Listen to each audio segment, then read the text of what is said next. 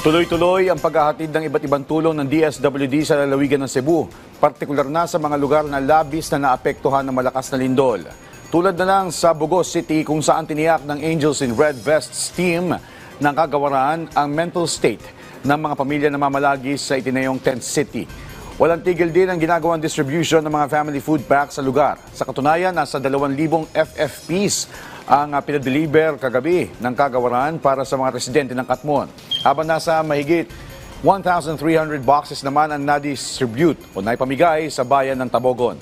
Tinitiyak ng DSWD na bawat munisipalidad na tinatamaan o tinamaan na lindol ay agad na natutugunan at nabibigyan ng nararapat na suporta sa mabilis na paraan. Samantala, nagpaabot na rin ng pasasalamat si Cebu Governor Pamela Baricuatro sa DSWD sa walang sawang pag-alalay nito sa lalawigan simula noon tumama ang magnitude 6.9 na lindol.